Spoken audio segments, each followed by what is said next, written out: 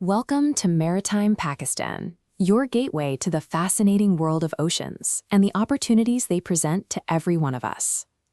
Today's video explains the Convention on the International Regulations for Preventing Collisions at Sea, 1972, COLREGs. Looking out over the open ocean, it usually appears completely empty. But beneath that vast surface lies a dense network of invisible shipping lanes, forcing the world's massive cargo vessels to pass uncomfortably close to one another in the ocean's tightest bottlenecks. Without an organized system, those close passes frequently ended in disaster. This is the sinking hull of the Andrea Doria, a reminder of what happens when massive vessels cross paths without clear rules. In the Dover Strait alone, between 1956 and 1960, there were 60 devastating collisions. To address the mounting wreckage, the International Maritime Organization adopted the 1972 COLREGs, replacing the outdated 1960 framework with a system of 41 distinct rules divided into 6 specific sections. These rules function as an active encounter protocol, a real-time operating system that captains use to negotiate safe passage every single day. The procedures for avoiding a crash start long before two ships can physically spot each other over the horizon. Under Rules 5 and 6, every vessel must maintain a proper lookout by all available means, which heavily includes monitoring radar. Captains are legally required to maintain a safe speed based entirely on the traffic data they are reading on those screens. The 1972 treaty introduced a structural solution called traffic separation schemes in Rule 10. This takes areas of chaotic intersecting boat traffic and organizes them into mandatory one-way marine highways. The impact of this routing was immediate. Looking at this data visualization mapping collisions in the Dover Strait, we can see exactly how the separation schemes improved safety. Over a 4-year period, the number of wrecks in the strait plummeted from 60 down to just 16.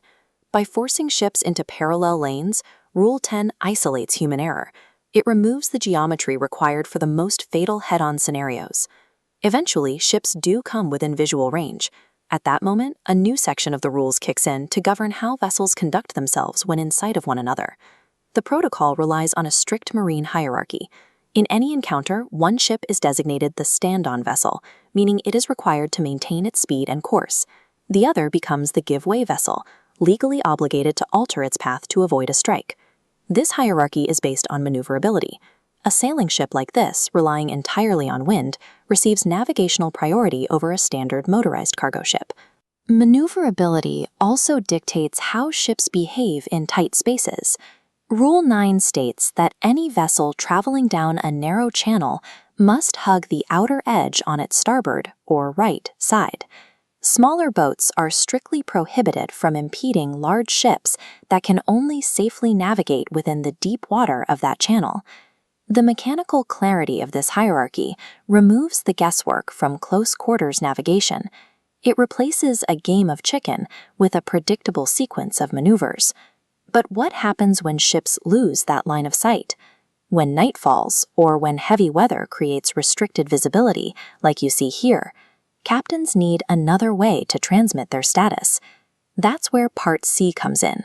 It mandates an explicit system of lights to be displayed from sunset to sunrise. The exact placement and color of these lights reveal a ship's heading, length, and current operation. For instance, an active fishing vessel like this one has specialized light requirements under Rule 26. Its unique light signature immediately tells surrounding traffic that its maneuverability is restricted by fishing gear in the water. And if you can't see the lights, you have to use sound.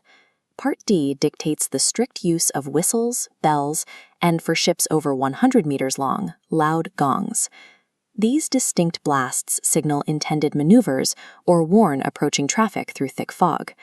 Together, the lights and sound signals create an universal communication grid.